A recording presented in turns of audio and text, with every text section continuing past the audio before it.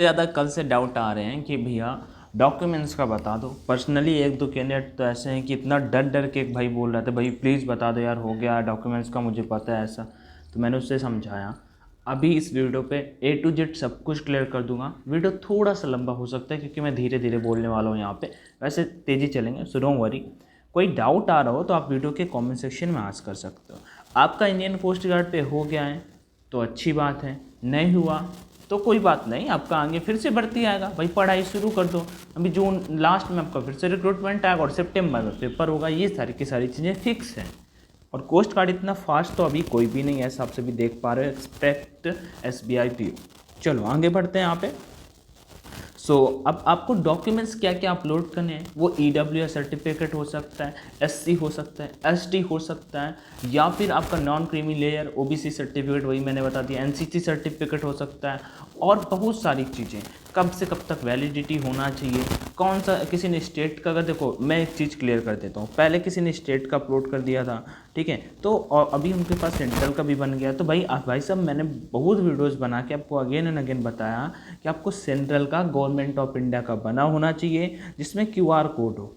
ये भी आपको मैं करके डेमो दिखाऊंगा कैसा होता है, और बार कोड हो, ठीक है। इन दोनों में से कोई एक हो तो चल जाता है क्योंकि ऑनलाइन वेरिफिकेशन वो जस्ट कर सकते हैं वहीं पे, ठीक है। इस वजह से उन्होंने पहले से ही चीज़ों को मेंशन कर रखा था। नहीं है कोई बात नहीं, आपको फिजिकल देने तो जाना ही है, लेकिन ये चीज़ें अगर होती हैं तो आपको कोई दिक्कत नहीं होती, अभी हो सकती है। चलो यहाँ पे आपको ज़्यादा टाइम नहीं लूँगा, मैं ओपन कर लेता हूँ। हाँ बस एक बात ज़रूर आप सभी से बोलूँगा यहाँ पे मैं, कि जो भी टेलीग्राम पे नहीं जुड़े हो, ऑनलाइन एजुकेशन के नाम से लिंक डिस्क्रिप्शन बॉक्स में दिया हुआ है टेलीग्राम चैनल का, जरूर जुड़ जाइएगा। क्योंकि हर एक चीज़ों के लिए अपडेट के लिए वीडियो का मतलब हम वीडियो नहीं बना सकते। जैसे नेवी का कल का कुछ अपडेट आया था, SSC का जो शॉर्ट लिस्टिंग हुआ, मैं उसके लिए मैंने वीडियो नहीं किया, उसका मैंने टेलीग्राम पे मॉर्निंग पे इन्फॉर्म कर दिया था कि वहाँ पे ये चीज़ आई थी। चलो आगे बढ़ते हैं। अब मैंने वहाँ पे देखो अपना वो सब फिल कर दिया, और congratulation you are shortlisted for stage second. जिनका जिनका ऐसा लिखा हुआ है, DB का हो, GD का हो, यांत्रिक का हो, वो पास हो चुके हैं। सबसे पहले तो upload documents for stage second, हमें इस पर क्लिक करना होगा। अब देखो यहाँ पे जैसे ही पहुँचते हैं तो बहुत सारे दिमाग में डाउट आ जाते हैं, यहाँ पे बहुत सारे दिमाग में डाउट आ जाते हैं। कोई दिक्कत नहीं, इसे क्लियर करते हैं। अब ये हट जाओ अगर अच्छी बात है, नहीं हटता तो इसका भी सोल्यूशन है अपने पास, ठीक। मैंने PC पे स्क्रीनशॉट आपके लिए फ़ोटोज़ निकाल दी थी कि आपको समझ में आ जाना चाहिए। कुछ इस तरह का लिख के आ रहा होगा। सबसे पहले अब यहाँ पे लिखा है upload renewed caste certificate if validity expired. अब यहाँ पे वैलिडिटी अगर आपके डॉक्यूमेंट्स की एक्सपायर हो गई तो आपको अपलोड करना। अगर वैलिडिटी है, ठीक है, एक टाइम तक, वो टाइम क्या है वो मैं बताऊंगा वीडियो पे, डोंट वरी। तो एक वैलिडिटी अगर आपकी एक्सपायर हो गई है तो आपको कास्ट सर्टिफिकेट को अपलोड करना है, अदरवाइज आपको कास्ट सर्टिफिकेट को नहीं अपलोड करना। अब आपके पास जैसे NCC सर्टिफिकेट है तो वो अपलोड कर दीजिए। आपके पास अगर जैसे कि कोई भी स्पोर्ट में सर्टिफिकेट है, लाइक आप अच्छा कहीं पे आपने परफॉर्मेंस किया हो तो आपके पास वो सर्टिफिकेट है तो वो अपलोड कर दीजिए। अदरवाइज इस ऑप्शन को मारिए इग्नोर और यहाँ पे आके सेव पे ऑप्शन पे कर दीजिए क्लिक, ठीक है। आप EWS से हो, आप OBC से हो, आप SC से हो, या फिर आप ST कैटेगरी से हो, इन कैटेगरी से बिलोंग करते हो तो ही आपको करना है। जनरल कैटेगरी वालों को यहाँ पे कुछ भी अपलोड नहीं करना। EWS वालों भी जनरल में आता है बट उनको यहाँ पे EWS सर्टिफिकेट तो फिर करना होगा ना। तो चलो ठीक है, वैलिडिटी एक्सपायर की बातें यहाँ पे मैंने बोली। अब ये टाइमिंग मैं आपको बताऊँगा यहाँ पे देख के। तो ये वाला डेटा आपने देख लिया कैसे, यहाँ पे आप कोई भी अपलोड करना होगा, चूज फाइल पे जाओगे, आपको डॉक्यूमेंट्स में लेके जाएगा। डॉक्यूमेंट्स पे जो भी अपलोड करना हुआ, जैसे मैं कहता हूँ SC सर्टिफिकेट की एक लिमिट, एक टाइमिंग था, वो एक्सपायर हो गया था तो आपने फिर से बनवाया था, तो बस आपको यहाँ पे जाना है और अपलोड कर देना है। उसके बाद यहाँ पे सेव के ऑप्शन पे क्लिक कर देना है। और अगर आपका टाइमिंग, अगर आपका यहाँ पे लिखा हुआ EWS सर्टिफिकेट आपका एक्सपायर नहीं हुआ है, उस टाइम तक लिमिट में था, कुछ नहीं करना, आपको सेव के ऑप्शन पर क्लिक कर देना है। आपका लिख के आ जाएगा कि your documents has been submitted successfully, कि आपका डॉक्यूमेंट्स जो है वो सक्सेसफुली अपडेटेड हो चुका है, ठीक है। और फिर आप अपना एडमिट कार्ड डाउनलोड कर पाओगे जल्दी, ठीक है। और ये लास्ट तारीख 30 तारीख है भाई, 30 तारीख। मेरा एक रिक्वेस्ट है कि सभी तक ये वीडियो पहुंचाओ जिससे उन्हें सबको पता चल सके कि ऐसे ऐसे चीज़ों को करना है, क्योंकि कोई गलती नहीं होनी चाहिए। वो चीज़ समझ में आ गई। अब क्या क्या एडिशनल डॉक्यूमेंट्स आप सभी को चाहिए वो मैं यहाँ पे शेयर करता हूँ। चलो ओपन हो गया। और document required during stage second PFT medical और बैच, इतना एक बात यहाँ पे आपको बता देता हूँ, आपके दिमाग में पीएफटी के लिए भी रेडी रहो और मेडिकल एग्जाम के लिए भी रेडी रहो। मेडिकल एग्जाम इस पर होने की बहुत ज़्यादा प्रोबेबिलिटी है। मैंने इसके भी स्क्रीनशॉट वैसे निकाल लिए थे, बट अभी यहाँ पे आ गया है तो मैं यहाँ पे बस शेयर कर देता हूँ। चलो यहाँ पे क्या क्या डॉक्यूमेंट चाहिए, ऑल कैंडिडेट पे सबको जो चाहिए, CGPA grade into percentage for class 10 if applicable. If applicable मतलब इसकी ज़रूरत है तो। अब देखो यूपी बोर्ड और जो बोर्ड के होते हैं आई थिंक उनको कोई भी ज़रूरत नहीं होती है। जो CGPA ग्रेड की बात होती है वो CBSE बोर्ड वालों के लिए होता है। उनका देखोगे आप मार्कशीट के पीछे फार्मूला कन्वर्जन का फार्मूला लिखा होता है, उससे कन्वर्ट करके आपको परसेंटेज पे वहाँ पे नंबर लिख देने। अगर एप्लीकेबल हो, सबको नहीं करना, ठीक है। पॉइंट फर्स्ट समझ में आया। सेकेंड, NOC, मैं आपका टाइम नहीं लूँगा एक भी। यहाँ पे इसका मतलब ये है कि आप कहीं पे भी जॉब करते थे तो वहाँ से NOC का सर्टिफिकेट मिलेगा कि हाँ मैं ये जॉब छोड़ना हूँ, और यहाँ पे आप वो सर्टिफिकेट आपको अपलोड करना होगा। अपलोड कहाँ करना होगा, उसी अपलोड सेक्शन में मैंने आपको बताया ना, वहाँ पे। चलो आगे बढ़ते हैं। Additional marksheet for class 10। Additional marksheet भाई आप, मैं बोलता हूँ एग्जाम्पल यूपी बोर्ड देता हूँ। आपके मैथ्स में आए, मान लो मैथ्स में आप फेल हो गए, होना ऐसा, लेकिन मान लो मैं फेल हो गया, ठीक है, मैं मैथ्स में फेल हो गया, मैंने फिर से केवल मैथ्स का ही फॉर्म फिल कर दिया और मैंने अगले साल पेपर दिया और न्यू मार्कशीट मेरा आया, तो वो एडिशनल मार्कशीट यहाँ पे अपलोड करने का हमसे ऑप्शन मान रहा है, इफ एप्लीकेबल अगर जरूरत है तो। समझ में आ गया। सेम नाविक GD के लिए यहाँ पे हमसे बोला गया है, नाविक GD CGPA सेम मैंने बताया, CBSE बोर्ड CGPA को कन्वर्ट करो परसेंटेज में क्लास 12 का, और जितने भी मार्क्स हो एप्लीकेबल है उसे अपलोड करो, ठीक है। उसके बाद additional marksheet same to same, यहाँ पे जो चीज़ शेयर की वही से यहाँ पे बोला गया है। आगे बढ़ते हैं। आगे यहाँ पे बोला गया यांत्रिक कैंडिडेट्स के लिए formula for conservation of CG, ठीक है। यांत्रिक के लिए भी वही बोला गया है, कोई ऐसा है तो अपना CGPA को कन्वर्ट कर दो परसेंटेज में, उसे अपलोड कर दो। एडिशनल मार्कशीट अगर कोई है तो उसका बता दो। Marksheet of all semester years of diploma वालों का ऑल ईयर्स का मार्कशीट अपलोड करना होगा। Formula for conservation of CGPA grade into percentage बता दिया, डिप्लोमा पासिंग सर्टिफिकेट बता दिया। चलो लिस्ट ऑफ ऑप्शनल डॉक्यूमेंट्स, ये मैं फास्ट से आपको बता देता हूँ। स्पोर्ट्स सर्टिफिकेट, आपके पास कुछ भी अचीवमेंट है उसे अपलोड कर सकते हो। डेथ सर्टिफिकेट, अब आपकी फैमिली में आपके पापा आपके भाई जॉब करते थे इंडियन कोस्ट गार्ड में और फिर उनका मतलब लाइक डेथ टाइप में हो गया तो उनके पास सर्टिफिकेट होगा तो फिर उसमें आपको छूट मिलती है, वो आप अपलोड कर सकते हो। सेम ये कहीं ना कहीं यहीं पे लिखा हुआ है। NCC सर्टिफिकेट इफ एप्लीकेबल अगर आपके पास है तो जरूर करिए। ABC में आपको मार्क्स मिलते हैं फाइनल मेरिट में।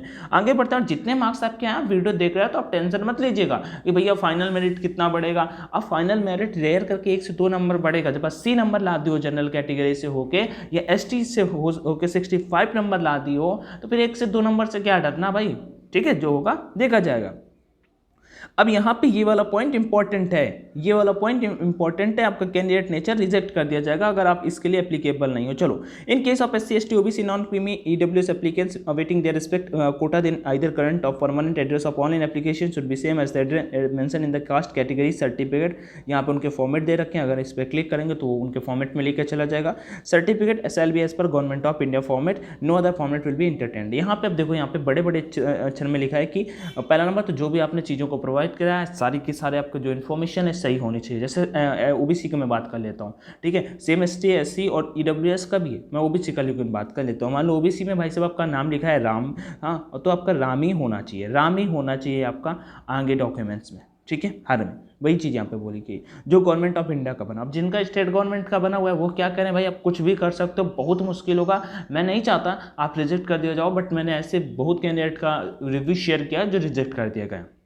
तो आपने अगर न्यू बनवा लिया है तो अभी नया वाला अपलोड कर दीजिए, फिर बाकी भगवान की महिमा जो होगा देखा जाएगा, ठीक है। Further OBC non creamy layer certificate of candidate should be as per the format for appointment for the post under the government of India and should bear, जो आपका OBC का नॉन क्रीमी लेयर वाला certificate है वो government of India के format में, ये मैं आपको दिखाऊंगा कैसा होता है। QR कोड होना चाहिए या बार कोड होना चाहिए जिससे कि ऑनलाइन वेरिफिकेशन वो तुरंत कर सके। The format of the OBC non creamy certificate is available, website पे तो अवेलेबल ही है, ये आपने बनवा रखा होगा। अब जिसने नहीं बनवाया अभी तक ये सर्टिफिकेट उनको दिक्कत है, ठीक है भाई, कितने बार आपको बताया कि बनवा लो, लेकिन कोई बात नहीं। चलो, नो अदर फॉर्मेट, कोई भी और दूसरे फॉर्मेट वहाँ पे नहीं मांगे जाएंगे। जो भी डॉक्यूमेंट्स का साइज हो वो 10 KB से लेकर 100 KB के बीच में होना चाहिए। जितने भी आप मार्कशीट सर्टिफिकेट जो भी अपलोड करो सब JPEG और PNG फॉर्म में होने चाहिए, या PDF वाले फॉर्म में होंगे, सबके सब चल जाएंगे। उसके बाद यहाँ पे एक्सेप्टेबल, अगर 18 साल से कम एज है तो आपको लाइक सिग्नेचर वगैरह चाहिए पेरेंट्स के, तो कोई कम नहीं होगी कि 18 साल तो एज ही मांगते हैं। उसके बाद यहाँ पे इंपॉर्टेंट चीज़ आ जाती है, द डेट ऑफ पाँचवा नंबर देखिएगा, यहाँ पे आपको समझ में आ जाएगा सारी की सारी चीज़ें। यहाँ पे क्या लिखा है, the date of issue of all uploaded documents SC ST OBC non creamy EWS marksheet education certificate has to be 14 January 2020 और any date prior to 14 Jan 2022। मतलब कि यहाँ पे 14 जनवरी आपका जो फॉर्म फिलिंग का लास्ट डेट है, इससे पहले का होना चाहिए, मतलब तब तक का बना होना चाहिए, इससे पहले का बना होना चाहिए। And the validity of the all the documents has to be least up to, जितने भी आपने डॉक्यूमेंट्स बना रखे हैं उनकी वैलिडिटी है जो 31 दिसंबर 2022 तक तो एटलीस्ट होनी ही चाहिए। मतलब कि अभी ये वाला मैं आपको और थोड़ा सा दिखाऊंगा, ये चीज़ अभी और क्लियर करूंगा। जितने भी आपके डॉक्यूमेंट, अब जिनका भी डॉक्यूमेंट्स है उसकी वैलिडिटी 31 दिसंबर 2022 तक से ज़्यादा होगी चलेगी, लेकिन मिनिमम आपका यहाँ तक होना चाहिए। ठीक है, यहाँ तक आपकी वैलिडिटी आपके डॉक्यूमेंट्स की होनी चाहिए। अगर जिसकी नहीं हो रही थी उन्होंने रिन्यू करा लिया होगा तो उनको अपलोड करना है। अब आपका EWS सर्टिफिकेट इससे पहले तक आ रहा था, ठीक है, दिसंबर तक जा रहा था, आगे 2023 तक जा रहा, कोई बात नहीं, आप अपलोड करिए। ठीक है, वैसे ऑप्शनल है, आपको अपलोड ही नहीं करना, ऑप्शनल है वहाँ पे, अगर आप इसमें आ रहे हो तो। ये चीज़ समझ में आ गई ना आपको। यही चीज़ मैं आपको और भी दिखाता हूँ। यहाँ पे आ गया, मैंने आपके डॉक्यूमेंट्स को डाउनलोड किया था। ये देखो इस बार का PDF है और यहाँ पे चीज़ें मेंशन की गई थी। ये देखो 31 अक्टूबर 2022 इस बार मेंशन किया गया था, 31 अक्टूबर 22, लेकिन उसकी लिमिट अभी 2 महीने वहाँ पे बढ़ा दी। आपने देखा दिसंबर दे रखा है, तो अभी ये इस बार का नोटिफिकेशन का स्क्रीनशॉट है, मैंने कल ही ये लिया था फोटो, मतलब ठीक है कल ही लिया था, आप चाहो तो चेक कर सकते हो नोटिफिकेशन। उसमें लिखा हुआ था कि यहाँ पे आपका जो डॉक्यूमेंट्स है वो 31 लीस्ट अप टू, कम से कम मतलब कि 31 अक्टूबर 2022 तक तो होना ही चाहिए। आगे बढ़ता है, अब आपको चीज़ें समझ में आ गई होंगी। ऑल डॉक्यूमेंट्स अपलोडेड मस्ट भी हिंदी और इंग्लिश, किसी में भी अपलोड कर सकते हैं, हिंदी और इंग्लिश में कोई दिक्कत लेने वाला सीन नहीं है। अगर किसी और लैंग्वेज में हो तो फिर हिंदी इंग्लिश में तो एटलीस्ट होना ही चाहिए। अगर कुछ भी चीज़ें गलत कर देते हो तो फिर आपका कैंडिडेट नेचर होगा वो कैंसिल कर दिया जाएगा। नॉन अपलोड, कोई भी डॉक्यूमेंट्स अपलोड गलत कर देते हो तो फिर आपका फॉर्म रिजेक्ट कर दिया जाएगा। चीज़ें समझ में आई, आगे कुछ बताता हूँ। मैं बार कोड की बात बोल रहा था, ठीक है, गवर्नमेंट ऑफ महाराष्ट्र का है। कुछ इस तरह का आपका बार कोड होता है जो सर्टिफिकेट में बना होता है, और कुछ इस तरह का आपका SC ST OBC का सर्टिफिकेट इस तरह का यहाँ पे देख पा रहे होगे QR कोड होता है। ये क्या है, QR कोड होता है। बाकी तो आप सभी जानते ही हो। तो ये चीज़ें थी जो मुझे शेयर करनी थी। अभी आपको क्या नहीं समझ में आया, मैंने आपको बता दिया, जो भी डॉक्यूमेंट्स आपको अपलोड करने वो ऑप्शनल हैं।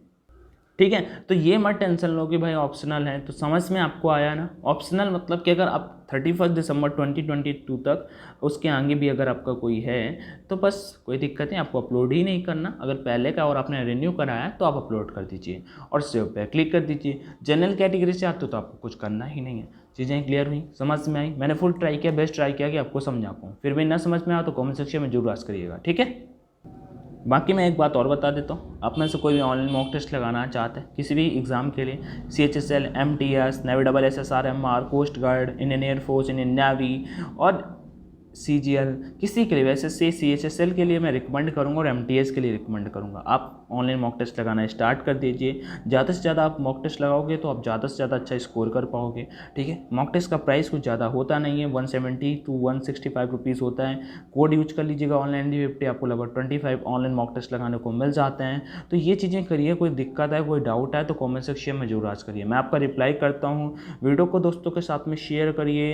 वीडियो पसंद आया हो तो लाइक करिए, नहीं आया हो तो कोई बात नहीं। जय हिंद एंड ऑल।